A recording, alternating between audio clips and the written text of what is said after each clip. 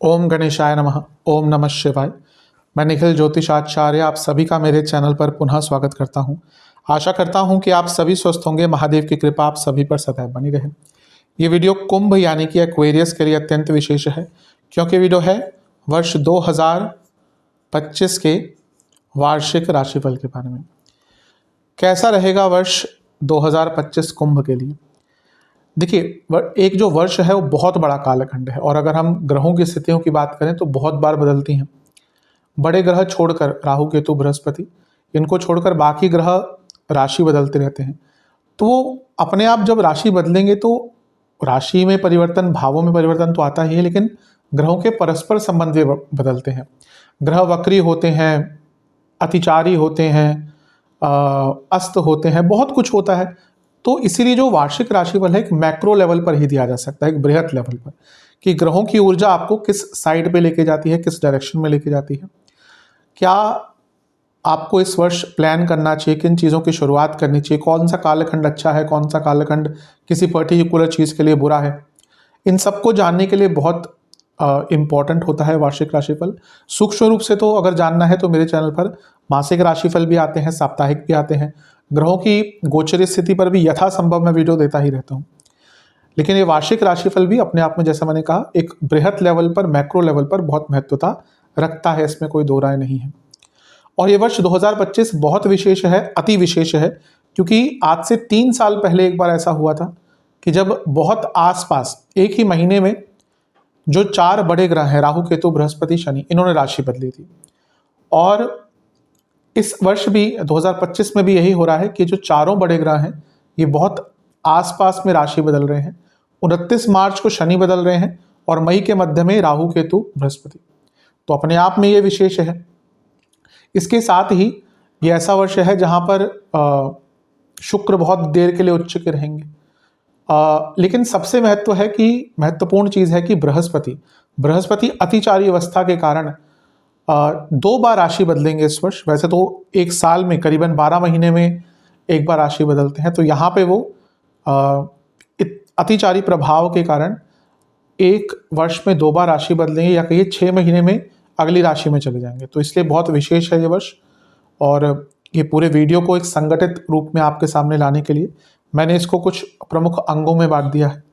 Time stamps आपको मिल ही जाते हैं नीचे। पहला होगा सेहत, सबसे महत्वपूर्ण। फिर से दूसरे नंबर पर महत्वपूर्ण चीज़ आपका धन। कुछ विशेष टिप्पणियाँ, विशेष प्रेडिक्शन मेरी तरफ से। विवाह के योग हैं कि नहीं है तो कब है। नौकरी या करियर कैसा रहेगा, बिजनेस कैसा रहेगा, लव लाइफ, मैरिड लाइफ, संतान के योग है कि नहीं है। कुछ सावधानियाँ स्टूडेंट्स के लिए कैसा रहेगा।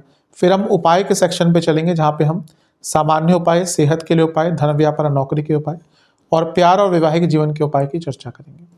तो आशा करता हूँ ये जो साप्ताहिक राशिफल है, ये जो वार्षिक राशिफल है, ये आपके काम आएगा। किस प्रकार से वर्ष को आगे लेके जाना है उसके लिए गाइडेंस देगा। यदि आपकी लग्न राशि या चंद्र राशि कुंभ है, दोनों ही गाइडेंस के लिए इस राशिफल को देख सकते हैं। टेक्निकली अलग अलग राशिफल नहीं बन सकते, जहाँ से आपको ज़्यादा रिलेट करता है, सूट करता है, वहाँ से आप इसको ऑब्जर्व कर सकते हैं। तो शुरू करते हैं इस अत्यंत महत्वपूर्ण वार्षिक राशिफल का, जो कि है कुंभ के लिए। शुरुआत करते हैं सबसे महत्वपूर्ण चीज़, यानी कि हेल्थ, सेहत कैसी रहेगी। अच्छी चीज़ ये है, सेहत के दृष्टिकोण से अगर मैं कहूँ तो आपके लग्नेश आपके लग्न से निकल जाएंगे। अभी आप कहेंगे कि अच्छी चीज़ क्यों है कि लग्नेश लग्न से निकल रहे हैं। वैसे तो लग्न में लग्नेश का होना अच्छा होता है, हाँ, उसमें कोई डाउट नहीं है। लेकिन यही शनिदेव जो आपके लग्नेश हैं, ये 12वें घर के स्वामी भी हैं। इसी कारण से जब वो लग्न में बैठते हैं तो सेहत खराब भी करते हैं, इसमें कोई दो राय नहीं है। आप में से कई लोग पिछले 2-2.5 साल से शनिदेव के लग्न में होने के कारण कई प्रकार के हेल्थ इश्यूज से गुजरे होंगे। वो ओवरऑल कमज़ोरी हो, नसों की प्रॉब्लम हो, बॉडी में पेन हो, न्यूट्रिशनल डेफिशिएंसीज हो, जोड़ों का दर्द हो, कॉन्स्टिपेशन लगातार रहना हो, ढंग से नींद ना आना हो या स्लीप क्वालिटी ख़राब होना हो, किसी मेडिकेशन पे चले जाना हो, डॉक्टरों के चक्कर लगना हो, ये यूजुअली पिछले 2-2.5 साल से बहुत चला होगा। तो अच्छी चीज़ ये है कि शनिदेव आपके लग्न को छोड़ देंगे तो वहाँ से चीज़ें थोड़ी सी बेटर होंगी, लेकिन ये सिर्फ एक पार्ट ही है। एक ग्रह जिससे बहुत खतरनाक प्रभाव मिल सकता है वो है मंगल, क्योंकि मंगल करीबन जून तक आपके लग्न भाव पर दृष्टि डालेंगे। बीच में अराउंड जनवरी, फरवरी, मार्च यहाँ पे कुछ टाइम के लिए वो निकल जाएंगे, आपके लग्न पर से दृष्टि उनकी हट जाएगी। लेकिन साल के शुरुआती भाग में 21 जनवरी तक मंगल अपनी 8वीं दृष्टि से लग्न को देखेंगे, और वो नीच के भी होंगे और वक्री भी होंगे। तो यहाँ पे क्या हो सकता है, इंजरी के योग हैं, हो सकता है ऑलरेडी दिसंबर के एंड में कुछ लोगों को प्रभाव दिखे, कोई छोटी मोटी इंजरी, और जनवरी के स्टार्ट में भी 21 जनवरी तक ये प्रभाव रहेगा। और यहाँ पे मंगल छठे घर के हैं तो बीपी की प्रॉब्लम भी दे सकते हैं और इंटेस्टाइन से जुड़ी प्रॉब्लम भी दे सकते हैं। उसके बाद मंगल यहाँ पे आ जाएंगे अराउंड आई थिंक जनवरी से मार्च के अंत तक यहीं पर रहेंगे, अप्रैल तक यहीं पर रहेंगे। फिर उसके बाद पुनः वो अप्रैल से जून तक आपके छठे भाव में आ जाएंगे। उसके बाद भी वो लग्न को देखेंगे, फिर जून से जुलाई सप्तम में आ जाएंगे तो उसके बाद भी लग्न को देखेंगे। तो ये मान के चलिए कि जुलाई तक ऑलमोस्ट 7 महीने में एटलीस्ट 4 महीने मंगल का लग्न पर प्रभाव रहेगा दृष्टि द्वारा। और मंगल भले ही आपके लिए केंद्र भाव के स्वामी है, तीसरे घर के स्वामी है, शनि और मंगल की जो परस्पर संबंध है वो बहुत अच्छा नहीं है। और शनि का लग्न को देखना परस्पर, जैसे मैंने कहा, बीपी की प्रॉब्लम, इंजरीज, रक्त विकार, हाइपरटेंशन, कोलेस्ट्रॉल, इन सब को बढ़ा सकता है। तो बहुत ध्यान देने की आवश्यकता है। जिनको कार्डियक कोई प्रॉब्लम ऑलरेडी चल रही है उनको तो जुलाई तक का जो समय है बहुत केयरफुली बिताना है। इसके बाद एक जो डेट है जहाँ पर बहुत संवेदनशीलता हो सकती है वो है मार्च। मार्च में कब? मार्च के मध्य भाग से करीबन अप्रैल के अंत तक। यहाँ पे क्या हो रहा है? यहाँ पे ये हो रहा है कि शनि राशि बदल लेंगे 29 मार्च को, ठीक है। शुक्र भी यहाँ पे आ जाएंगे, उच्च के हो जाएंगे, ठीक है, बात करेंगे उनकी धनादि में। लेकिन मार्च में क्या होगा, 14 मार्च को एक ग्रहण लगेगा आपके अष्टम भाव में, ये होगा चंद्र ग्रहण। और 29 मार्च को एक ग्रहण लगेगा आपके मारक भाव में, यानी कि दूसरे भाव में। तो ये जो मार्च के मध्य भाग से अप्रैल के अंत तक का समय है, यहाँ पे कई प्रकार के डिजीज, कई प्रकार के डिसऑर्डर्स आपको तंग कर सकते हैं। दूसरा भाव मारक भाव है, ये आयु स्थान है, और यहाँ पे ऑलरेडी केतु हैं। केतु पुनः इंजरीज दिखाते हैं, सर्जरीज दिखाते हैं। दूसरा, केतु अष्टम में कभी कभी अनडायग्नोजेबल प्रॉब्लम दिखाते हैं, और केतु अष्टम में कोई सूक्ष्म रोग भी दिखाते हैं। तो यहाँ पे आपको मार्च के महीने में, मार्च के मध्य से अप्रैल के अंत तक बहुत केयरफुल रहने की आवश्यकता है। और यहाँ पे ये मारक भाव में लग रहा है तो यहाँ पे तो अचानक से कोई बड़ी बीमारी, कोई बड़ा रोग, और इवन यहाँ पे अचानक से अस्पताल के चक्कर भी लग सकते हैं। और पुनः मारक भाव में लग्नेश सहित इतने सारों ग्रहों का जमावड़ा ये इंजरीज भी बताता है, और खाने पीने के कारण बहुत बड़ी प्रॉब्लम्स दिखाता है। तो मार्च में आपको इन सारी चीज़ों का बहुत ज़्यादा ध्यान देने की आवश्यकता है, क्योंकि ग्रहण लगना वो भी एक आयु भाव में, एक मारक स्थान में, यानी कि अचानक से परिस्थितियां बदल सकती हैं। और जिनकी कुंडली वीक है, उनके कुंडली में लग्न, लग्नेश, चंद्रमा, अष्टम, अष्टमेश ये बहुत वीक हैं, उनके लिए यहाँ पे प्रॉब्लम बहुत हद तक बढ़ सकती है। इसके बाद अगर हम बात करें तो जो मेजर परिवर्तन होगा वो मई में होगा, और मई में आपके गुरु पंचम में आ जाएंगे, और राहु क्योंकि उल्टे चलते हैं लग्न में आ जाएंगे, केतु क्योंकि उल्टे चलते हैं सप्तम में आ जाएंगे। अब इस पे गुरु का लग्न पर प्रभाव फिर भी ठीक है, क्योंकि गुरु एक प्रकार से लग्न को देखेंगे तो बचाएंगे। लेकिन यहाँ पे राहु का आना और यहाँ पे केतु का आना ये थोड़ा सा प्रॉब्लम देता है। लग्न में राहु का आना मे भी कभी कभी फिजिकल प्रॉब्लम नहीं देता। एक्चुअली कहीं कहीं पे ना राहु को रोग हरणम के नाम से भी जाना जाता है, स्पेशली साउथ इंडियन टेक्स्ट में अगर आप देखें, नाड़ी शास्त्र में कहीं कहीं जैसे वहाँ पे केतु को रोग करणम कहा जाता है और राहु को रोग हरणम कहा जाता है। तो एट फिजिकल लेवल राहु बचाते भी हैं, एट फिजिकल लेवल आपको राहु किसी डिजीज से निकाल भी सकते हैं, but at psychological level, mental level Rahu बहुत तंग करते हैं। तो ये राहु का प्रभाव साइकोलॉजिकल तरह से आपको तंग कर सकता है, वो स्लीप डिसऑर्डर हो, ओवर थिंकिंग हो, एंग्जाइटी हो। और यहाँ पे आपको सर के रोग बहुत तंग करेंगे। कौन कौन से? आंखों के रोग, साइनस प्रॉब्लम काफ़ी तंग कर सकती है जब राहु लग्न में होते हैं। अधिकतम लोग जिनके कुंडली में राहु लग्न में है उनको साइनस की प्रॉब्लम रहती है। इन्फेक्शंस, ENT की प्रॉब्लम ये बहुत तंग करेंगी। और क्योंकि गुरु का प्रभाव भी रहेगा राहु पर, तो इस वर्ष ओवर थिंकिंग के कारण बहुत दिक्कत आएगी, और जो ओवर थिंकिंग है वो कई प्रकार के और रोग लेके आएगा। सप्तम में केतु आ जाएंगे और केतु का सप्तम में आना कभी कभी गॉल ब्लैडर और किडनी की प्रॉब्लम क्रिएट कर सकता है, तो मई के बाद आपको उसका ध्यान देना है। लेकिन जैसे मैंने कहा बृहस्पति का प्रोटेक्शन रहेगा मई से अक्टूबर के बीच में, तो ये एक प्रकार से आपके लिए फिर भी अच्छी चीज़ है। एक और डेट जहाँ पर आपको खैर उस पर बाद में आते हैं, जुलाई में शनि वक्री हो जाएंगे। तो क्योंकि शनि आपके लग्नेश हैं तो जुलाई से नवंबर तक शनि का वक्री रहना, यहाँ पे भी आपको थोड़ा सा केयरफुल रहना है। पुनः कहूँगा दूसरे घर में शनि है तो अपनी दिनचर्या, अपने खाने पीने, अपने उठने बैठने, इन सब चीज़ों पर ध्यान देना शुरू कर दीजिए, क्योंकि इस वर्ष ज़्यादातर आपको प्रॉब्लम्स आपके गलत खान पान से आएगी, गलत व्यवहार, गलत विचार और गलत लाइफस्टाइल से आएगी। तो ये वक्री शनि का प्रभाव भी आपको जुलाई से लेकर नवंबर, स्पेशली इन सारी चीज़ों में जो मैंने अभी गिनाई है, इनमें तंग कर सकता है। इसके बाद वर्ष के अंत की तरफ अगर हम जाएं तो सितंबर में फिर से ग्रहण लगेंगे और सितंबर में एक ग्रहण आपके लग्न में ही लगेगा, यानी कि 7 सितंबर को वो होगा चंद्र ग्रहण, और फिर एक ग्रहण पुनः आपके अष्टम भाव में लगेगा 21 सितंबर। अब पुनः देखिए लग्न ग्रहण में आ गया और अष्टम ग्रहण में आ गया, तो सितंबर में भी अचानक से कई प्रकार के हेल्थ इश्यूज आ सकते हैं। इसमें प्राइवेट पार्ट से जुड़ी प्रॉब्लम, पुरुषों में प्रोस्टेट की प्रॉब्लम, महिलाओं में यूट्रस की प्रॉब्लम, नसों में विकार, इसके साथ ही लिवर की प्रॉब्लम, और साथ ही में आपको लंग्स की प्रॉब्लम, यानी कि छाती से या जो पूरा तंत्र है आपके लंग्स का, सांस लेने का, वहाँ से संबंधित कोई रोग अचानक से सितंबर के महीने में तंग कर सकते हैं। इसके बाद जब संभल कर आपको रहना है वो है वर्ष का अंतिम भाग, जहाँ पर बृहस्पति अतिचारी प्रभाव के कारण आपके छठे भाव में आ जाएंगे। ये होगा अक्टूबर से दिसंबर के बीच में। अब वो धनादि के लिए अच्छा रिजल्ट दे सकते हैं, लेकिन जीव कारक ग्रह छठे में जाना, यानी कि वर्ष के अंत में कई प्रकार के डाइजेस्टिव प्रॉब्लम, पुनः लिवर की प्रॉब्लम, मेटाबॉलिक डिसऑर्डर और इनडाइजेशन बढ़ जाएगा, और इनडाइजेशन के कारण कई और प्रकार के रोग आपको तंग करेंगे। तो ओवरऑल देखिए, शनि का दूसरे भाव में जाना, लग्न से प्रभाव हटा देना थोड़ा बहुत बेटर होगा, लेकिन वो मारक भाव में ही होंगे और इतने सारे ग्रहों का प्रभाव रहेगा, तो धीरे धीरे करके ये सारी रोग भी आपको तंग कर सकते हैं। जो मैंने कहा, जहाँ जहाँ पे कहा, उन सब चीज़ों को पहले से ही समझकर, विचार कर अपने जीवन में क्या बदलाव ला सकते हैं, इस पर अवश्य आपको ध्यान देने की आवश्यकता है।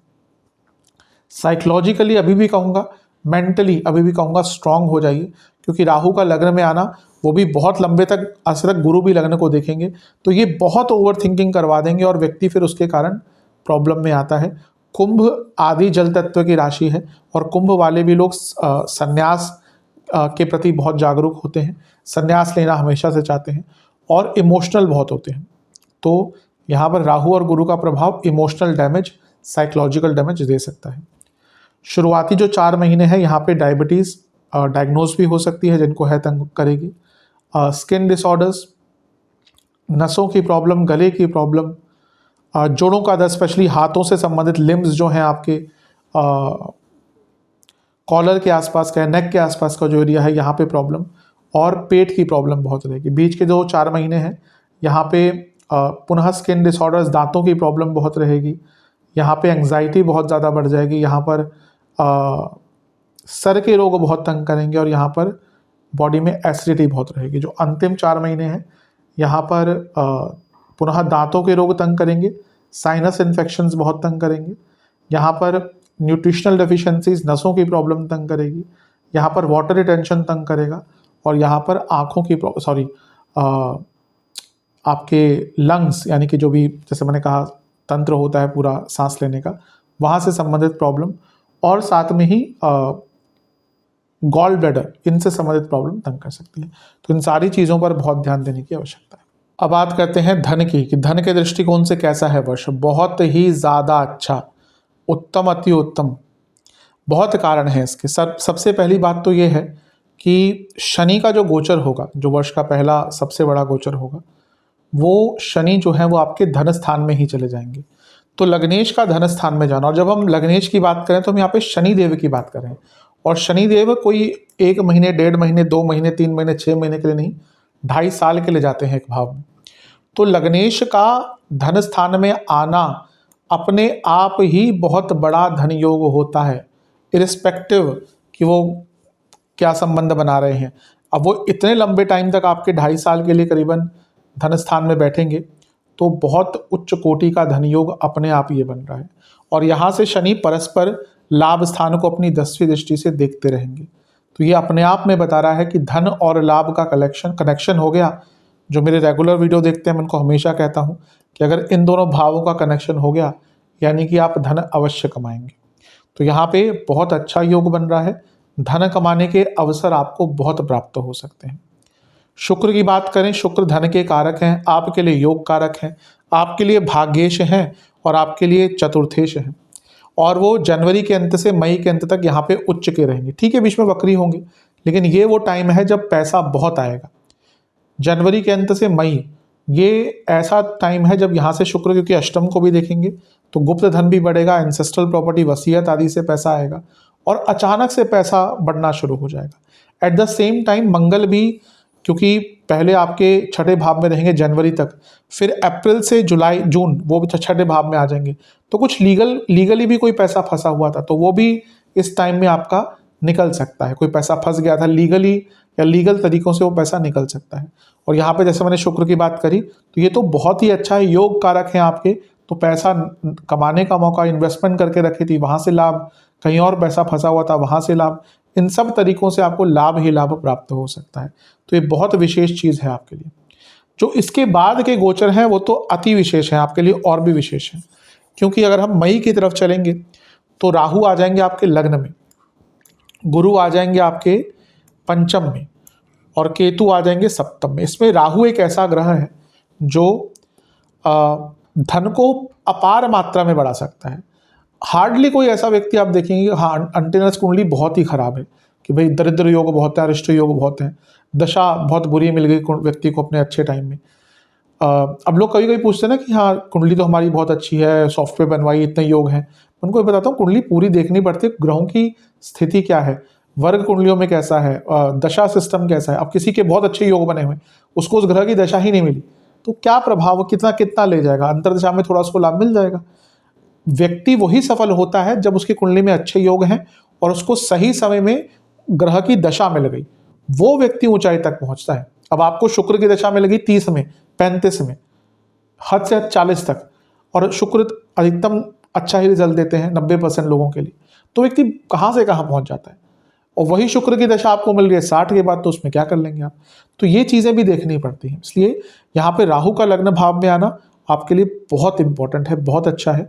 राहु विदेश से पैसा दिखाते हैं, अपार मात्रा में धन कमाने की संभावना और धन कमाने के मौके बनाते हैं। और यहाँ पे राहु शनि का प्रभाव लिए होंगे, क्योंकि राहु शनि की राशि में है। राहु के तो मैं हमेशा बताता हूँ जो भी उनके डिस्पोजिटर्स होते हैं उनका भी रिजल्ट देते हैं। तो शनि कहाँ पे है, धन स्थान में, तो एक प्रकार से धन योग यहाँ पर भी बना। और गुरु का प्रभाव भी होगा राहु पर। गुरु क्या है, लाभेश है और धनेश है। तो मई के बाद तो धन इतनी तेज गति से आपके बढ़ सकता है कि आपने खुद भी विचार नहीं किया होगा। तो ये वर्ष बहुत अच्छा है धन के दृष्टिकोण से।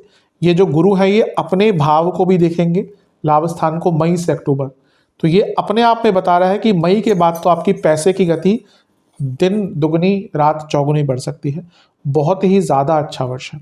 और इसके साथ ही अगर हम गुरु पर थोड़ी सी और चर्चा करें तो वर्ष के अंत में उच्च के हो जाएंगे और यहाँ पे आके वो अक्टूबर से दिसंबर आपके धन स्थान को देखेंगे, फिर से वो उनकी राशि है।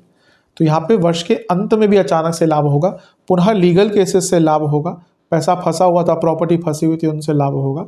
और एक प्रकार से बहुत अच्छा ये वर्ष धन के दृष्टिकोण से आपका जाता हुआ दिख रहा है।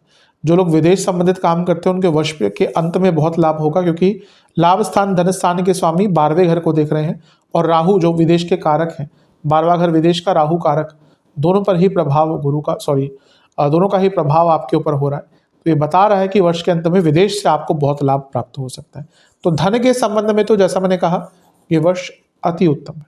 चलते हैं कुछ विशेष भविष्यवाणियों की तरफ। ये वर्ष विशेष है, विशेष अति विशेष है। कारण क्या है कि इस वर्ष में एक तो शनि आपके धन स्थान में जाएंगे, तो ऑब्वियसली धन के दृष्टिकोण से वो अच्छा ही होता है, तो धन कमाने में कोई बुरी बात होती नहीं। तो ये वो वर्ष है जहाँ पे आपके धन कमाने के जितने भी सोर्सेस हैं, रिसोर्सेस हैं, बढ़ेंगे, मौके बढ़ेंगे, अपॉर्चुनिटीज़ बढ़ेंगी। तो उस हिसाब से ही अपने समय का सदुपयोग भी कीजिएगा। राहु लग्न में आ रहे हैं जो 18 साल में एक बार होता है। केतु सप्तम में आ जाएंगे 18 मई को राहु लग्न में, और गुरु आपके पंचम में आ जाएंगे। तो राहु का लग्न भाव में आना कुछ अलग करने की प्रेरणा देता है। जिसका राहु प्रबल होता है ना, वही व्यक्ति कुछ अलग करके संपन्नता, सफलता, रिकॉग्निशन और प्रोग्रेस प्राप्त करता है। आप देखेंगे जो भी लोग कुछ अलग करके आगे बढ़े हैं किसी भी फील्ड में, उनका राहु बहुत प्रबल होगा। किसी भी फील्ड में कुछ अलग करके, हम जो बात कर रहा हूँ कि उसका राहु बहुत अलग होगा। आप किसी क्रिकेटर की बात देख लीजिए, जिसका एक्शन अलग है, उसका राहु बहुत स्ट्रांग होगा। बॉलिंग एक्शन अलग है, बहुत बड़े एक ऑफ स्पिनर रहे हैं श्रीलंका के, जिसको अगर उनकी कभी कुंडली देखने को मिले तो उनका राहु देखिए कहाँ पे है, तो कैसा उनका एक्शन था और उनकी विकेट्स कितनी है। अब ठीक है, वो हमेशा एक विवादास्पद रहा है कि उनका एक्शन सही है कि नहीं है, लेकिन कितनी सफलता उन्होंने प्राप्त करी। और भी बहुत है बड़े बड़े इंडस्ट्रियलिस्ट जिन्होंने कुछ अलग कर कुछ अलग, मेरे पास कई कुंडलियाँ हैं। तो राहु अलग करने का व्यक्ति को हिम्मत देते हैं, और जिसका राहु स्ट्रांग है मैं उनको कहता भी हूँ कि आप नॉर्मल काम मत कीजिए, आप हटके कुछ कीजिए। तो ये वर्ष राहु लग्न में आ रहे हैं, कुछ हटके करने का मौका मिलेगा, अपने जीवन को बदलने का मौका मिलेगा। राहु बहुत बड़े बदलाव लाते हैं, और राहु इसीलिए आज के टाइम में एक बहुत अच्छे ग्रह हैं, क्योंकि राहु ना थोड़ा सा व्यक्ति को सेल्फ सेंटर्ड और सेल्फिश बनाते हैं। वो व्यक्ति इतना सोचता नहीं कि अपने बारे में करने से ना कि लोग बुरा मान जाएंगे। वो अपने ऊपर खर्च करता है, अपने लिए खुश रहता है और अपने आप के साथ खुश रहता है। और जिसको ये कला आ गई कि जिसको दूसरों पर डिपेंडेंट नहीं है अपनी खुशियों के लिए, जो व्यक्ति, वो सच में आज के टाइम में सबसे अच्छा है और सबसे संपन्न व्यक्ति है। तो राहु आपको उस दृष्टिकोण से भी लाभ दे सकते हैं। बहुत संभावनाएं खोलते हैं। राहु संभावनाओं वाले ग्रह हैं।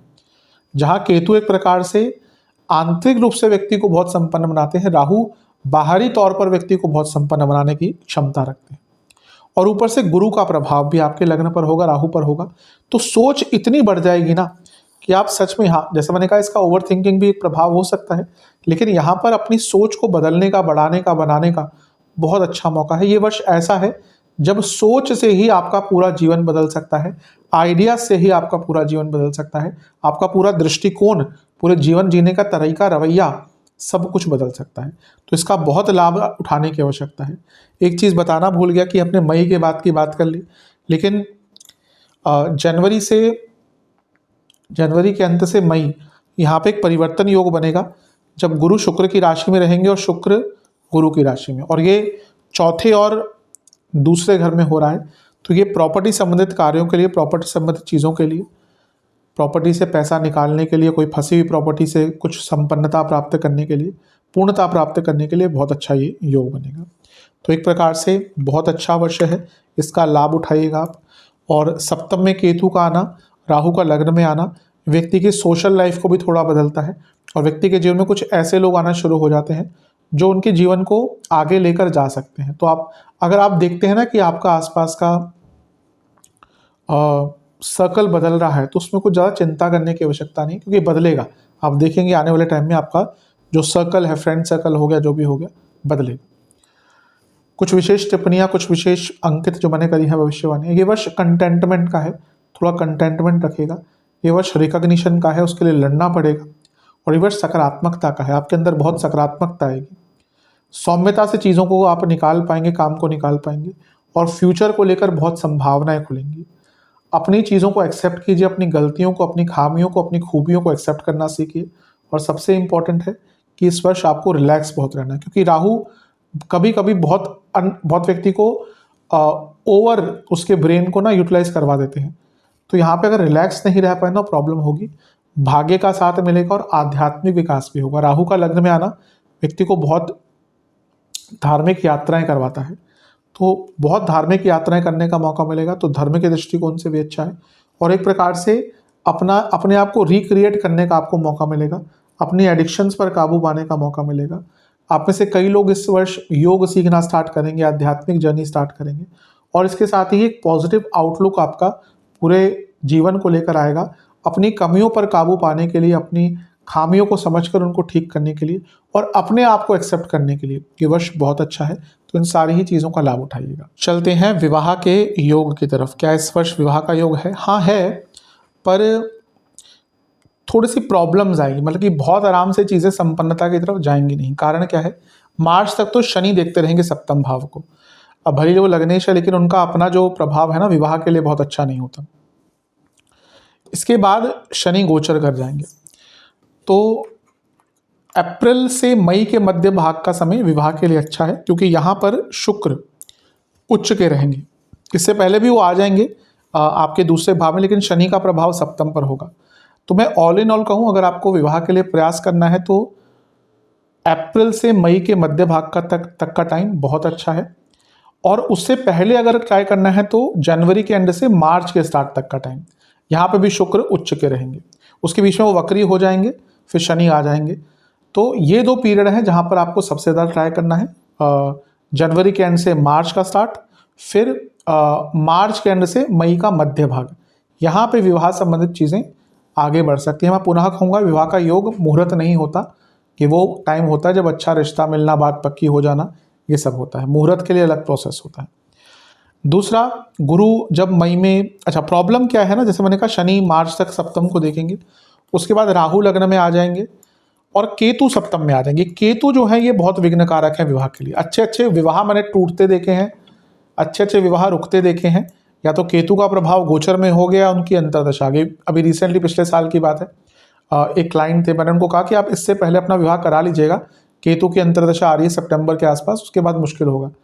अब उनसे नहीं हो पाया किसी कारण से, और अब जाकर कहीं ना कहीं 2023 की वो बात है, अब उनकी अंतर्दशा खत्म हुई, अभी रिसेंटली उनका विवाह संपन्न हुआ। तो एक केतु, कुछ ना कुछ होता है, कभी किसी के घर में कोई प्रॉब्लम होगी, भाई किसी घर में प्रॉब्लम होगी। तो ये केतु विवाह के लिए बहुत अच्छे ग्रह नहीं है। तो यहाँ पे केतु की प्रॉब्लम आएगी, केतु के कारण थोड़ा सा दिक्कत आ सकती है।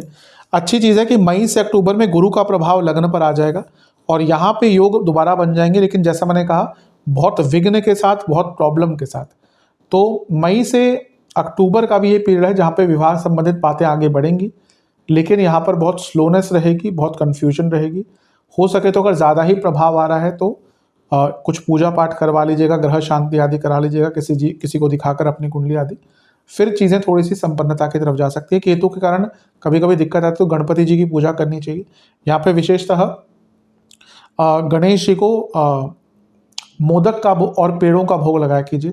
अगर ये विवाह संबंधित केतु के कारण प्रॉब्लम आ रही है ना, तो हर बुधवार को गणेश जी को मोदक और पेड़ों का भोग लगाना शुरू कर दीजिए और उनकी चालीसा का पाठ शुरू कर दीजिए। तो एक प्रकार से थोड़ी सी संपन्नता मिल सकती है।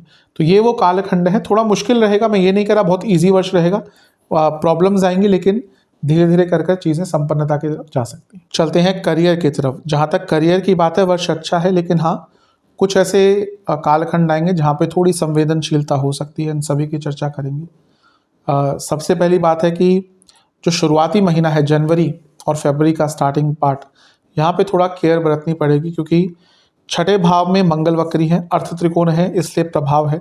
10वें घर के स्वामी मंगल वक्री हैं और 10वें भाव पर वक्री गुरु की दृष्टि भी रहेगी 4 फरवरी तक। तो जनवरी में थोड़ी प्रॉब्लम आ सकती है, गलतियां हो सकती हैं, काम डिले हो सकते हैं, और जिनकी कुंडली में समय अच्छा नहीं है उनके जॉब जाने के भी योग हो सकते हैं, क्योंकि यहाँ पर बहुत सारे ग्रहों का प्रभाव, वक्री ग्रहों का प्रभाव रहेगा। राहु भी देख रहे होंगे, तो ये प्रभाव आ सकता है। अच्छा, मार्च में अगर हम बात करें तो एक संवेदनशील टाइम बन रहा है जहाँ पे प्रॉब्लम आ सकती है। शनि आ जाएंगे आपके दूसरे भाव में मार्च में, ठीक है, लॉन्ग टर्म में अच्छा है।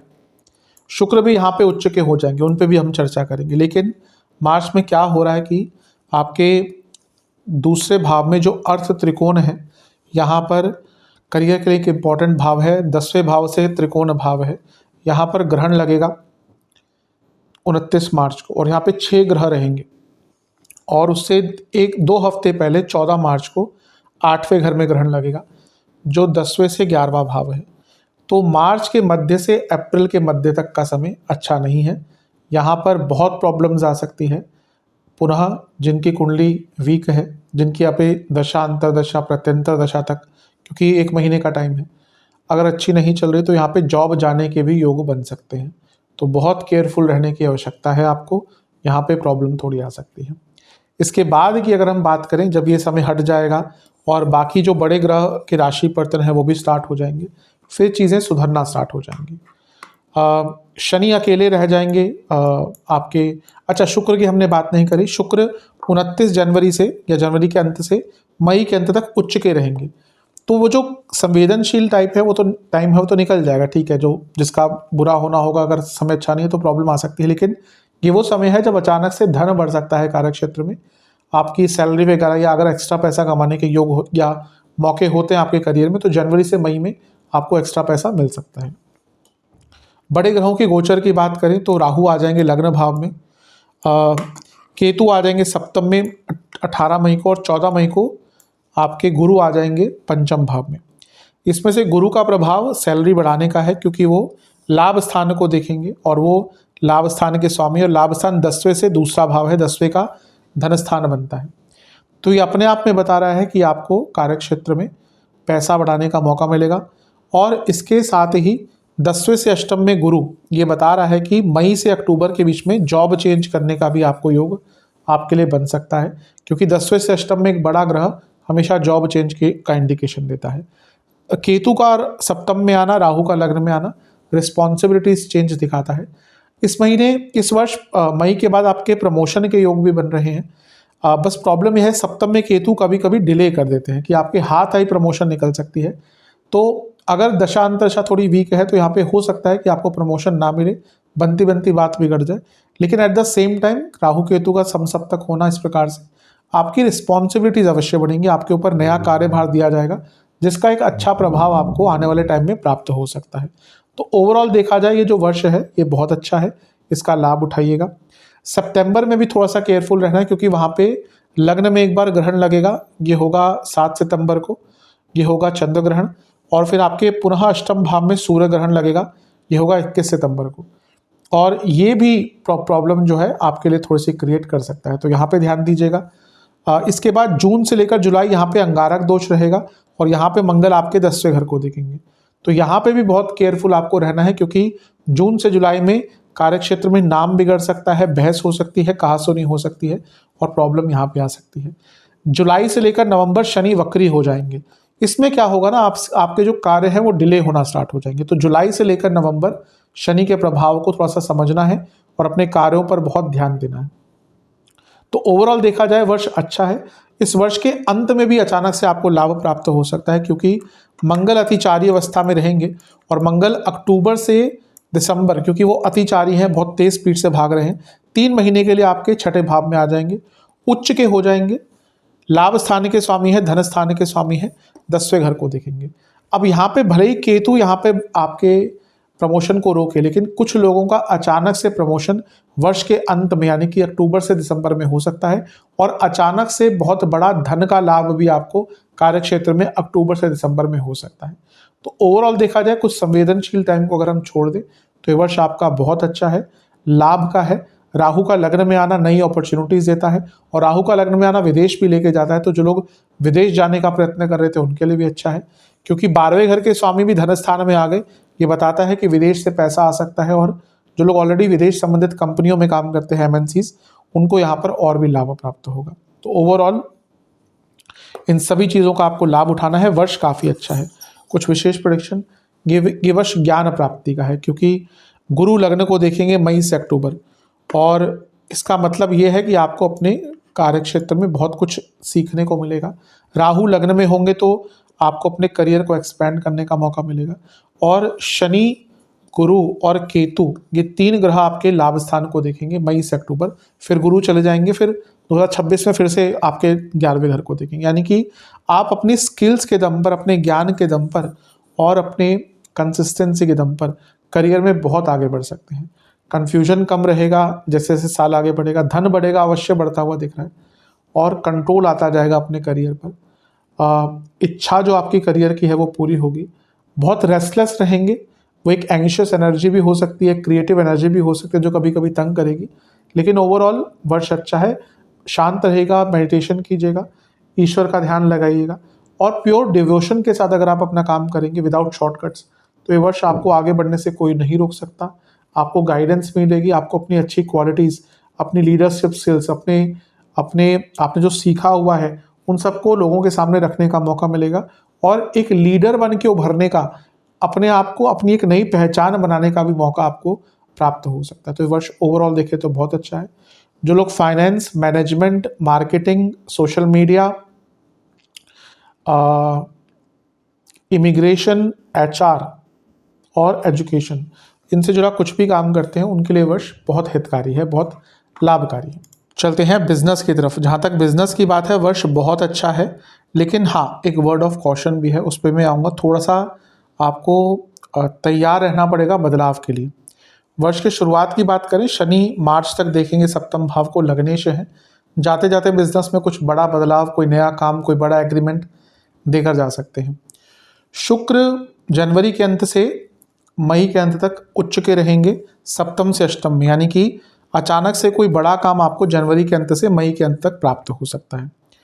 यहाँ पे केयरफुल कब रहना है। मार्च में ग्रहण लग रहा है, शनि भी यहाँ पे होंगे, 29 मार्च को आ जाएंगे, और 6 ग्रह और होंगे, और 14 मार्च को 29 मार्च को सूर्य ग्रहण लगेगा यहाँ पर, और 14 मार्च को यहाँ पे लगेगा चंद्र ग्रहण। तो सप्तम से धन पर चंद्र ग्रहण, सप्तम से अष्टम में सूर्य ग्रहण। ये क्या बताता है कि मार्च के मध्य से अप्रैल के अंत तक पैसा वाला तो आएगा, लेकिन यहाँ पर आपका नुकसान हो सकता है, कोई मशीनरी खराब हो सकती है, कोई काम बहुत बड़ा अटक सकता है, फ्रॉड हो सकता है आपके साथ, या फिर कोई सरकारी बड़ी बाधा तंग कर सकती है। तो इसीलिए थोड़ा सा आपको यहाँ पर ध्यान देने की आवश्यकता है। ये पीरियड थोड़ा संवेदनशील होगा।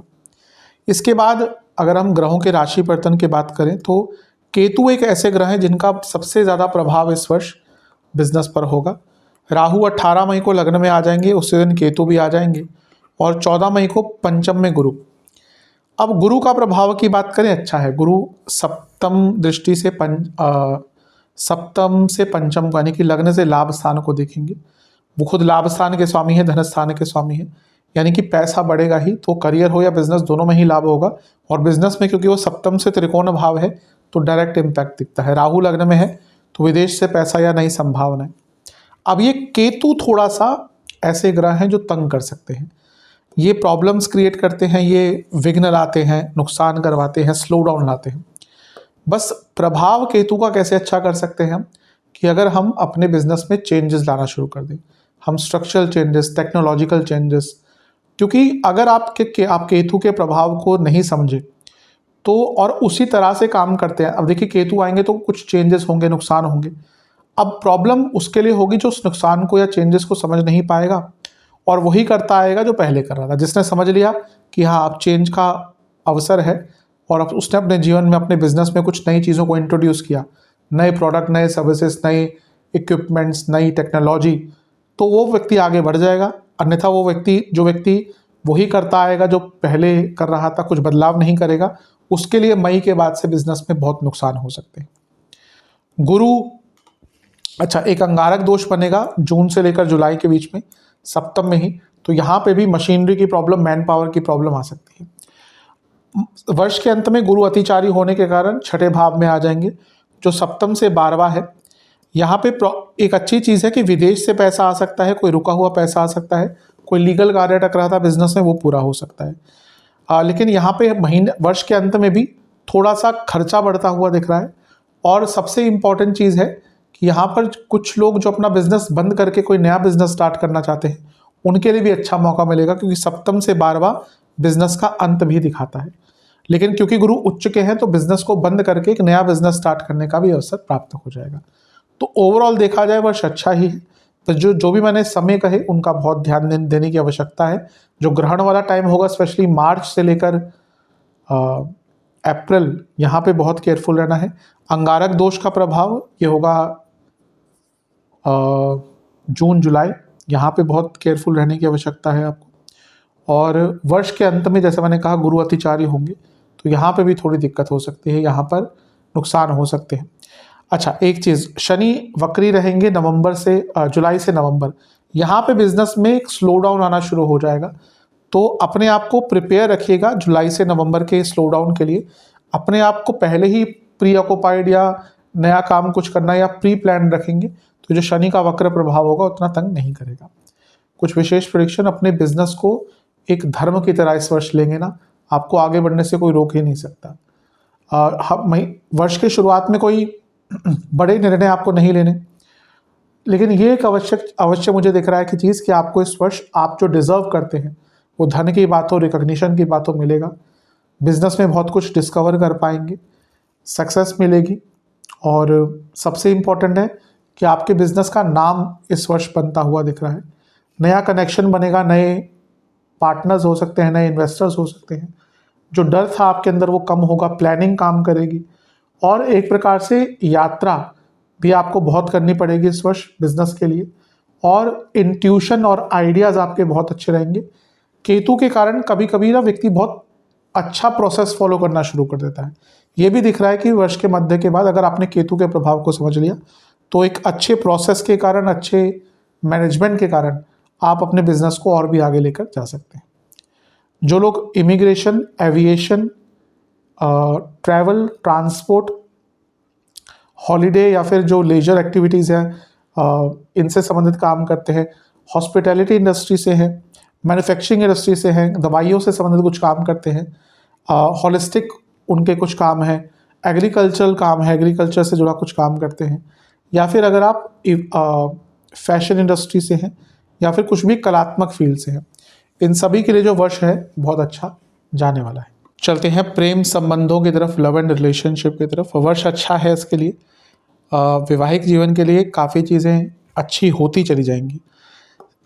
जनवरी के अंत से मई शुक्र उच्च के रहेंगे, और क्योंकि वो पंचम से केंद्र में उच्च के रहेंगे तो यहाँ पे नया रिलेशनशिप बनता हुआ दिख रहा है। अचानक से नई संभावना रिलेशनशिप के दृष्टिकोण से खुल सकती हैं, तो एक प्रकार से आपके लिए अच्छा ही है। इसके बाद अगर हम ग्रहों की स्थिति पर नज़र डालें, गोचर की स्थिति पर नज़र डालें, राहु लग्न में 18 मई, केतु 18 मई सप्तम में, गुरु पंचम में 5वें घर में 14 मई 2025 में होगा सब कुछ। अब इसमें गुरु का प्रभाव अच्छा है क्योंकि पंचम में गुरु आएंगे और वो लाभ स्थान के स्वामी हैं, यानी कि वृद्धि कराएंगे। तो नया रिलेशनशिप होने की संभावना मई से अक्टूबर में बहुत बन जाती है। और यहाँ पे राहु का प्रभाव भी होगा। अब राहु का प्रभाव मिक्स चीज़ें दे सकता है। कभी कभी राहु क्या अचानक से नया रिलेशनशिप स्टार्ट कर देता है। राहु क्या है ना, अब जैसे शुक्र है वो अट्रैक्शन है, राहु उससे भी बड़ी स्तर की अट्रैक्शन है, at a more physical level, वास्तनात्मक लेवल पर, जो आजकल होता है। अब राहु इंटरनेट के कारक हैं। आज से 25 साल पहले कौन सोचता था कि डेटिंग ऐप्स पे लोग मिलेंगे और जो भी चीज़ें होती हैं बहुत जल्दी आजकल सब कुछ होता है, और वो फिजिकल रिलेशनशिप की बात करें या बाकी चीज़ों की बात करें। तो कभी कभी ये भी होता है कि राहु का प्रभाव ये सब चीज़ें भी देता है कि रिलेशनशिप स्टार्ट हुआ अट्रैक्शन से, फिर एकदम खत्म हो गई अट्रैक्शन। तो वो एक प्रभाव आ सकता है जिसकी कुंडली में अपने आप में राहु बहुत बली है, शुक्र वीक हैं, पंचमेश वीक है, उनके साथ ज़्यादा होगा। अदरवाइज कई लोगों के लिए नया रिलेशनशिप स्टार्ट हो सकता है। और गुरु क्योंकि मई से अक्टूबर में पंचम में रहेंगे तो ये बता रहा है कि रिलेशनशिप में भी स्थिरता थोड़ी सी आना शुरू हो जाएगी। हाँ, राहु का प्रभाव रहेगा पंचम पर, तो ये कभी कभी ट्रस्ट इश्यूज ला सकता है। लेकिन अगर मैं ओवरऑल देखूं रिलेशनशिप के दृष्टिकोण से वर्ष आपका ठीक ही है, कुछ बहुत ज़्यादा बुरा नहीं दिख रहा। विशेष प्रेडिक्शंस, अनकंडीशनल लव दिखाइएगा अपने पार्टनर के लिए, और ज़्यादा डिमीनिंग या डिमांडिंग दोनों ही मत होइएगा। स्पेशली किसी के सामने अपने पार्टनर की बुराई मत कीजिएगा। रिलैक्स एटमॉस्फेयर रखेंगे, ज़्यादा आंसर्स मत मांगिएगा। कभी कभी ना किसी एक पार्टनर की बहुत आदत होती है, हर चीज़ में उनको 10-10 आंसर्स चाहिए होते हैं, ये भी प्रॉब्लम क्रिएट करता है। पुरानी बातों को वापस बीच में नहीं लाना, स्टेबिलिटी पर काम करना है। शब्दों का चयन बहुत इंपॉर्टेंट रहेगा, और एक दूसरे को समझना है, जानना है, साथ में टाइम स्पेंड करना है, और एक दूसरे से एक आत्मीय लेवल पर कनेक्शन, एक सोल कनेक्शन जिसको बोलते हैं आज की भाषा में, वो क्रिएट करना है। ट्रस्ट इश्यूज होंगे राहु के कारण, कम करना है, उन पर काम करना है। और सबसे इंपॉर्टेंट है अनकंडीशनल लव अपनी तरफ से देना है, तभी रेसिप्रोकेट होगा। और आप जितना अपने पार्टनर की एक्सपेक्टेशंस को समझेंगे, यूजुअली प्रॉब्लम क्या होती है, अपनी तो एक्सपेक्टेशन थोप देते हैं लोग पार्टनर पे, पार्टनर की एक्सपेक्टेशन नहीं समझते, या फिर ये तो हर जगह पे ही होता है, हम दूसरों से बहुत एक्सपेक्ट करते हैं, दूसरों की एक्सपेक्टेशन नहीं समझते। तो ये प्रॉब्लम भी यहाँ पे थोड़ा सा तंग कर सकती है। इन सारी ही चीज़ों पर ध्यान देने की आवश्यकता है आपको। जितना हो सके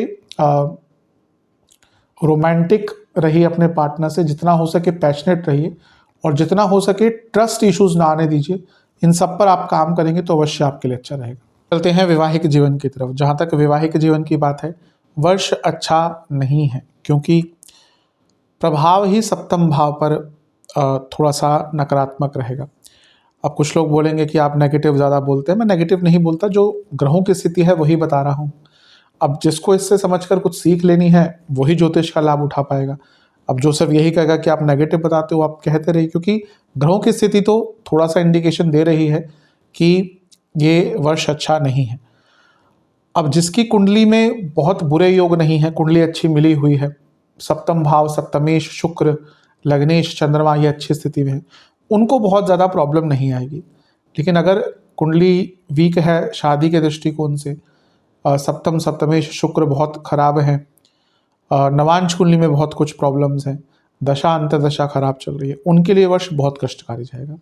प्रॉब्लम क्या है, मार्च तक शनि देखेंगे सप्तम भाव को, ऑलरेडी प्रॉब्लम्स क्रिएट करते हैं। अब ठीक है, हम खुश हो जाएंगे कि शनि लग्न से हट जाएंगे, सप्तम पर से उनका प्रभाव हट जाएगा, बहुत अच्छा है। लेकिन शनि से भी जो खतरनाक ग्रह हैं विवाह के लिए, वैवाहिक जीवन के लिए, वो आ रहे हैं सप्तम भाव में। 18 मई को राहु लग्न में आ जाएंगे और उसी दिन केतु सप्तम में आ जाएंगे। ये सबसे कष्टकारी ग्रह होते हैं शादी के लिए, वैवाहिक जीवन के लिए। शनि से भी अगर खतरनाक कोई ग्रह, मंगल से भी कोई खतरनाक ग्रह अगर विवाह के हिलना वैवाहिक जीवन के लिए, वो केतु है। तो यहाँ से प्रॉब्लम्स आना स्टार्ट होंगी। गुरु भी आ जाएंगे पंचम भाव में 14 मई को। अब केतु सेपरेटर है, अब 2.5 साल का पीरियड शनि लग्न में बिता के गए हैं, ऑलरेडी प्रॉब्लम्स आ गई होंगी। अब वो हटे तो 1.5 महीने में केतु आ गए जो 1.5 साल तक रहेंगे, और केतु तो फिर अंत ही करवाते हैं। केतु अंत के कारक है, इसलिए केतु को मोक्ष का कारक भी कहा जाता है। वो संबंध हो, चीज़ें हो, दृष्टिकोण हो, हर चीज़ का अंत करते हैं। तो ये वर्ष मई के बाद से और भी प्रॉब्लमेटिक होता रहेगा। शायद मई से पहले लगे कि चीज़ें ठीक हो रही हैं, मार्च के एंड से मई के मध्य तक शनि का प्रभाव हट जाएगा। ये वो टाइम है जब लगेगा अब तो चीज़ें ठीक हो रही हैं। लेकिन जैसे ही केतु आएंगे ना मई में, आप देखेंगे प्रॉब्लम बढ़ेगी। और अगर हम थोड़ा सा और आगे बढ़े, जून से जुलाई, यहाँ पर मंगल दोष लग जाएगा 2 महीने। फिर 2 महीने के लिए मंगल दोष, जब मंगल छठे कन्या में जाएंगे अष्टम में, तो वहाँ पे मंगल दोष लगेगा और वहाँ पे शनि का प्रभाव भी होगा जो उस टाइम पे वक्री होंगे। तो मई के बाद 4-5 महीने है ना, वो सीधा ही बता रहे हैं कि वैवाहिक जीवन के लिए तो वर्ष बिल्कुल भी अच्छा नहीं है। बहुत केयरफुल रहना है।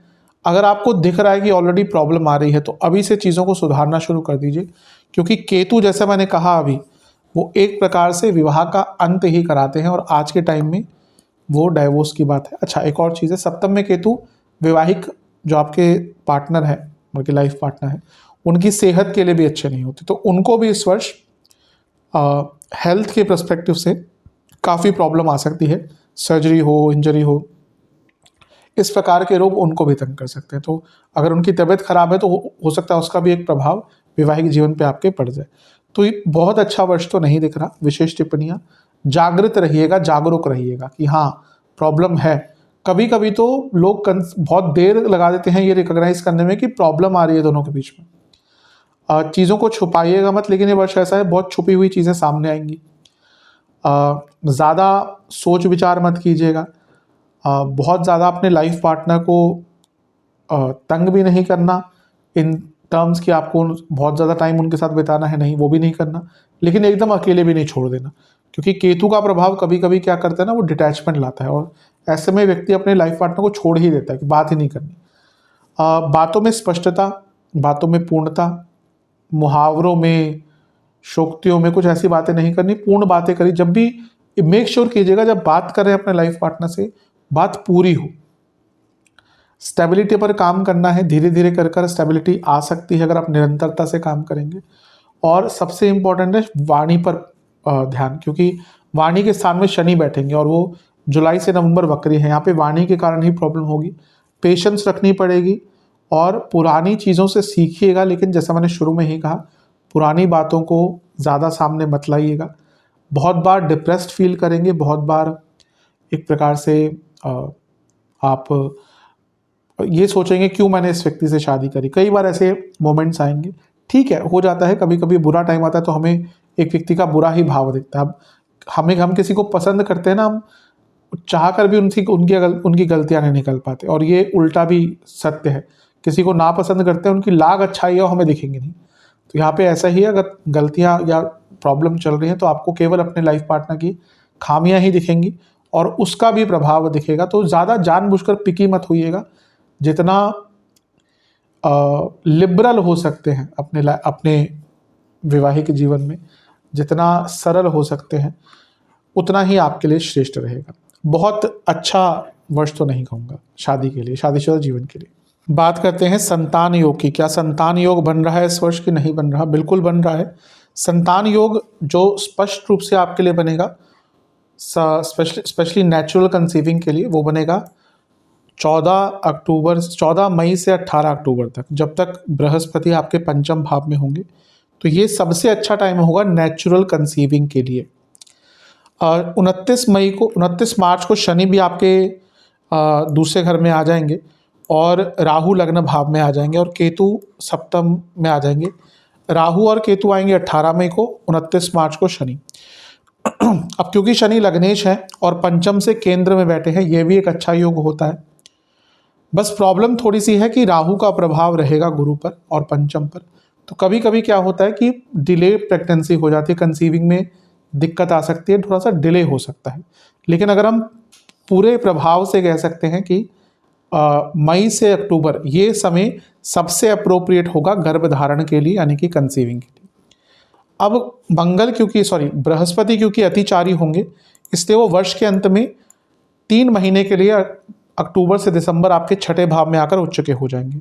तो ये वो कालखंड होगा जहां पर अननेचुरल कंसीविंग, यानी कि आईवीएफ हो गया, कुछ और चीज़ हो गई, कोई मेडिकल प्रोसीजर फॉलो करना हो गया, इनके द्वारा आपको संतान प्राप्ति हो सकती है। तो ओवरऑल मई से स्टार्ट हो रहे हैं। नेचुरल कंसीविंग के लिए मई से लेकर अक्टूबर तक का टाइम बहुत अच्छा है, और जो लोग अननेचुरल तरीके से कुछ संतान प्राप्ति करना चाहते हैं, उनके लिए जब छठे भाव में गुरु होंगे वो सबसे अच्छा टाइम होगा। तो इन कालखंडों का अवश्य ध्यान रखिएगा।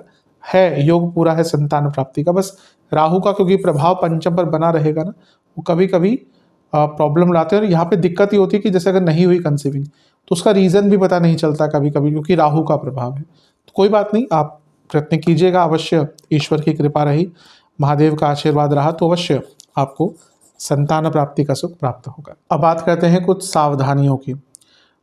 विशेषतः मंगल से थोड़ा बच के रहेगा, क्योंकि मंगल केवल अगर हम फरवरी से अप्रैल तक का टाइम छोड़ दें, जनवरी के अंत से अप्रैल तक का टाइम, तो जनवरी और फिर मई से लेकर, या फिर कहिए अप्रैल से लेकर जुलाई, यहाँ पर मंगल का प्रभाव लग्न पर रहेगा। पहले 21 जनवरी तक लग्न को देखेंगे, फिर पतित हो जाएंगे, फिर वापस आ जाएंगे अप्रैल में, फिर लग्न को देखेंगे, फिर जून से जुलाई सप्तम में रहकर लग्न को देखेंगे। तो मंगल का लग्न पर प्रभाव, वो भी शनि के लग्न पर, यानी कि गुस्सा, एग्रेशन बहुत रहेगा, तो उससे थोड़ा सा केयरफुल रहना है। आपके दूसरे भाव में बहुत सारे ग्रह आ जाएंगे, तो मार्च और अप्रैल में फाइनेंशियल डिसीजंस पर बहुत ध्यान देने का, क्योंकि ग्रहण भी लगेगा यहाँ पर। 6 ग्रह 29 मार्च को आपके धन स्थान में बैठेंगे, तो फाइनेंशियल निर्णयों से बहुत ध्यान दीजिएगा। राहु केतु लग्न सप्तम में होंगे और गुरु पंचम में आ जाएंगे। अभी जो राहु केतु होते हैं ना, ये या तो बना देते हैं या बिगाड़ देते हैं, लेकिन व्यक्ति को ना कभी कभी बहुत कुछ अलग हटके करने के लिए प्रेरित कर देते हैं। राहु लग्न में वैसे ही रिस्क लेकर होता है व्यक्ति, और नॉर्मल से हटकर होता है, लेकिन ये राहु कभी कभी बहुत over excite, over confidence, over thinker, ये सब भी बनाते हैं। तो यहाँ पर ओवर थिंकिंग से बचना है, अपने इमोशंस पर, अपनी भावनाओं पर कंट्रोल रखना है, और चीज़ों को सोच समझ कर ही निर्णय लेना है। और जैसे मैंने शुरू में भी कहा, गुरु और राहु यानी कि बहुत रेस्टलेस माइंड रहेगा, तो अपने माइंड कंट्रोल पर आपको सबसे ज़्यादा ध्यान देना है। फाइनेंशियल निर्णयों पर बहुत ध्यान देना है, स्पेशली मार्च अप्रैल में, और पूरे वर्ष स्पेशली जुलाई के बाद से, जब से शनि वक्री हो जाएंगे, आपको अपनी वाणी पर बहुत कंट्रोल करना है, क्योंकि जैसे ही शनि वक्री होंगे आप देखेंगे वाणी के कारण प्रोफेशनल लाइफ हो या पर्सनल लाइफ, दोनों में ही दिक्कत आना शुरू हो जाएगी। कुछ विशेष टिप्पणियाँ मेरी तरफ से, अपने सेंसेस पर कंट्रोल करना है, शांत रहिएगा, पैसे का सदुपयोग करना पड़ेगा, अगर नहीं कर पाए तो प्रॉब्लम होगी। अचानक से कोई यात्रा प्लान मत कीजिएगा, दुश्मनी का भाव मत रखिएगा, कटु वाणी मत बोलिएगा, जैसे मैंने अभी अंकित किया। कटु वाणी जितनी बोलेंगे ना, आपके लिए प्रॉब्लम अपने आप ही बढ़ती जाएंगी। जब डाउट हो तब कोई बड़ा निर्णय नहीं लेना, लेकिन इसका मतलब ये नहीं कि कुछ बदलाव करे ही ना। बदलाव अगर सही टाइम पे नहीं कर पाए तो इस वर्ष का लाभ नहीं उठा पाएंगे। षड्यंत्र को समझना है। इस वर्ष कई बार आपके विरुद्ध आपके अपने ही षड्यंत्र खेलेंगे, रचेंगे, उनसे बचना है। और सबसे इंपॉर्टेंट बात है कि आपको विक्टिम मेंटालिटी नहीं रखनी कि सब मेरे साथ ही होता है, सब ये होता है, वो होता है। इस वर्ष अगर विक्टिम मेंटालिटी और शॉर्टकट्स, इन दोनों में से कुछ भी चीज़ आपने अपनाई तो जो इतना अच्छा वर्ष आपके लिए दिख रहा है वो व्यर्थ ही चल जाएगा। तो इन सारी ही चीज़ों पर ध्यान दीजिएगा। चलते हैं स्टूडेंट्स की तरफ। जहाँ तक स्टूडेंट्स की बात है, वर्ष देखा जाए तो बहुत ज़्यादा अच्छा है। कारण क्या है कि जो मंगल है, मंगल का प्रभाव कॉम्पिटिटिव एग्ज़ाम्स के लिए बहुत इंपॉर्टेंट होता है और उनका प्रभाव पहले शुरुआती वर्ष के जनवरी तक, 21 जनवरी तक छठे भाव में होगा, जो बहुत अच्छी पोजीशन होती है एग्ज़ाम्स आने के लिए, कंपटीशन के लिए। उसके बाद मंगल पंचम में ही गिर जाएंगे। ठीक है, थोड़ा सा ध्यान भटकेगा, लेकिन जनवरी से अप्रैल भी अच्छा प्रभाव है। फिर अप्रैल मई मंगल पुनः छठे घर में आ जाएंगे, मार्गी हो चुके होंगे, फिर वो सप्तम में आ जाएंगे जून जुलाई तक, तो भी लग्न को देखेंगे। तो ये सारी ही चीज़ें इंडिकेट कर रही हैं कि कंपटीशन के लिए, कॉम्पिटिटिव एग्ज़ाम्स के लिए ये पूरा ही जो वर्ष है आपका, ये बहुत अच्छा है। और ओवरऑल भी अगर बात करें स्टूडेंट्स की, तो इस वर्ष के जो गोचर हैं वो भी बहुत फेवरेबल हैं। राहु लग्न में आ जाएंगे 18 मई, शनि 29 मार्च दूसरे घर में, गुरु पंचम में 14 मई, केतु सप्तम में 18 मई। तो ये सारी ही चीज़ें इंडिकेट कर रही हैं, स्पेशली गुरु का गोचर पंचम में, कि आपके लिए बहुत अच्छा रहेगा। पंचम से 10वें में शनि होंगे जो लग्नेश हैं, तो बता रहा है कि ये वर्ष उन स्टूडेंट्स के लिए भी बहुत अच्छा रहेगा जो जॉब ढूंढ रहे थे। राहु का प्रभाव पंचम में आएगा, तो मई के बाद जो विदेश जाना चाहते थे उनके लिए बहुत अच्छा है। और गुरु का पंचम में आना, तो यानी कि स्टूडेंट्स का भाग्य भी बहुत साथ देगा मई के बाद। तो ओवरऑल स्टूडेंट्स के दृष्टिकोण से तो वर्ष बहुत अच्छा है।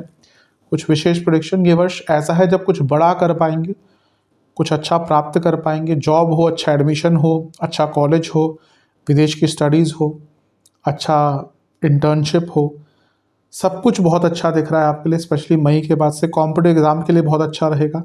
सत्यता रहेगी अगर आपके परिश्रम में, तो आपको कोई रोक नहीं सकता इस वर्ष। अपनी संगत से बच के रहें, अपने दुश्मनों से बच के रहें, स्पेशली वह दुश्मन जो सामने कुछ और पीठ पीछे कुछ और करते हैं।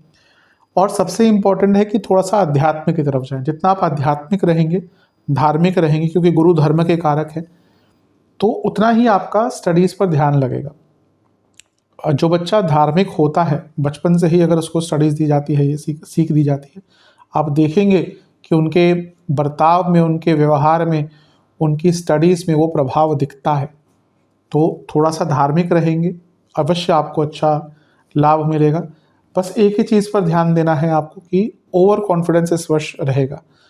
बृहस्पति के कारण भी कभी कभी होता है, तो उस पर थोड़ा सा ध्यान देना है, उस पर थोड़ा सा विचार करना है।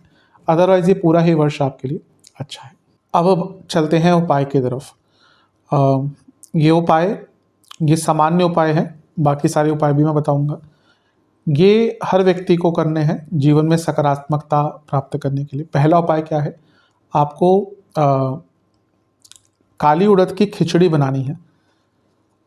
इसके बाद शनि मंदिर जाकर शनि देव को उस खिचड़ी का भोग लगाइएगा। इसके साथ ही 8 सरसों के तेल के दिए और 2 घी के दिए अर्पण करने हैं शनि देव के सम्मुख, उनको शनिदेव को अर्पण करने हैं। हर दिए में आपको काले तिल और काली राई, इसके दाने डालने हैं। फिर वहीं पर बैठकर आपको ओम छाया पुत्राय नमः मंत्र का और ओम सूर्य पुत्राय नमः मंत्र का 108 बार जाप करना है और बजरंग बाण का 2 बार पाठ करना है। और इसी दिन आपको शिवलिंग के सामने भी 4 सरसों के तेल के दिए अर्पण करने हैं, जिसमें चावल के कुछ दाने होने चाहिए। और वहाँ बैठकर आपको ओम नमः शिवाय का 108 बार जाप करना है। ये उपाय आपको 4 लगातार शनिवार करना है। इस उपाय को शुद्धता से और सच्चे मन से कीजिएगा, अवश्य आपको इसका प्रभाव दिखेगा। अब सेहत के लिए बात करते हैं उपाय की। ये उपाय आपको 3 सोमवार करना है। क्या करना है, आपको शिव मंदिर जाना है। सबसे पहले शिवलिंग और पूरे शिव परिवार का आपको गंगा जल से अभिषेक करना है। फिर एक पात्र में दूध, जौ के दाने, पीली सरसों और गेहूं के दाने, ये मिलाकर शिवलिंग का अभिषेक करना है। और 21 बेलपत्र डाल के एक केसर का तिलक लगाना है। चढ़ाकर महादेव को 21 बेलपत्र, केसर का तिलक लगाइएगा, एक सफ़ेद पुष्प की माला और इसके साथ ही एक लाल पुष्प की माला अर्पण करनी है महादेव पर। और वहीं पर बैठकर आपको पहले महामृत्युंजय मंत्र का 108 बार जाप करना है और उसके बाद ओम भूतेश्वराय नमः मंत्र का 108 बार जाप करना है। ये आप उपाय कर लेंगे, अवश्य आपके लिए ये जो वर्ष है ये सेहत के दृष्टिकोण से अच्छा जाएगा। ये 3 सोमवार लगातार आपको करना है। अब बात करते हैं धन, व्यापार, नौकरी, इनमें श्रेष्ठता बनी रहे तो क्या करना है। ये उपाय आपको 2 अमावस्या करने हैं। पहले अमावस्या की रात को या सूर्यास्त के बाद, घर में भी कर सकते हैं, मंदिर जाके भी कर सकते हैं। आप नॉर्मली जिस प्रकार से आप पूजा करते हैं दिनचर्या में आपकी, वैसे पूजा कीजिए लक्ष्मी माता का। फिर आपको क्या करना है, लक्ष्मी माता को सबसे पहले थोड़ा सा इत्र समर्पित करना है, 2 कमल के फूल अर्पण करने हैं और पुष्प की माला, गुलाब के पुष्प की माला अर्पण करनी है। फिर एक पंचमेवे की खीर और गुड़ का हलवा, मतलब कि खीर जैसे नॉर्मली बनाते हैं उसमें 5 प्रकार के मेवे हो, और एक हलवा बनाइएगा जिसमें गुड़ का उपयोग हो, आटे का हो सकता है, सूजी का हो सकता है, बेसन का भी हो सकता है। इसका भोग लगाना है माता को और 12 घी के दिए अर्पण करने हैं। हर दिए में इलायची का एक दाना होना चाहिए। और साथ ही में आपको इसके ये सब करने के बाद ओम सौभाग्य स्वरूपिणे नमः मंत्र का, ओम सौभाग्य स्वरूपिणे नमः मंत्र का 108 बार जाप करना है। फिर लक्ष्मी माता की आरती करनी है शुद्ध कपूर के साथ। उस कपूर कर के ऊपर भी एक इलायची का दाना रख लीजिएगा, फिर आरती कीजिएगा। तो ये उपाय करेंगे अवश्य धन, व्यापार, नौकरी आदि में श्रेष्ठता प्राप्त हो। अब बात करते हैं प्यार, वैवाहिक जीवन आदि इसमें संपन्नता रहे तो क्या कर सकते हैं। ये उपाय आपको 2 पूर्णिमा की रात को करना है। सूर्यास्त के बाद ही करेंगे तो अच्छा, इनकेस नहीं रात को टाइम मिलता तो सुबह भी कर सकते हैं अगर तिथि लग गई है तो। क्या उपाय है, आपको 3 नारियल लेने हैं जटा वाले। पहले नारियल पर हल्दी का तिलक, दूसरे नारियल पर चंदन का तिलक, तीसरे नारियल पर केसर का तिलक। इन तीनों नारियलों को अलग अलग कलावे से बांधकर माता की चुनरी लपेटकर दुर्गा मंदिर में अर्पण करके आइएगा।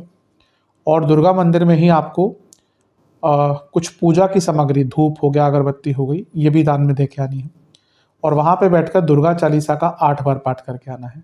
और इसी दिन आपको शिव मंदिर आना है। शिवलिंग का और पार्वती माता का आपको शुद्ध दूध से अभिषेक करना है और उसके बाद आपको थोड़े से घी से अभिषेक करना है शिवलिंग का और पार्वती माता का। फिर वहीं पर बैठकर आपको ओम शिव शक्ति स्वरूपाय नमः मंत्र का 108 बार जाप करके अंत में चंदन के तेल का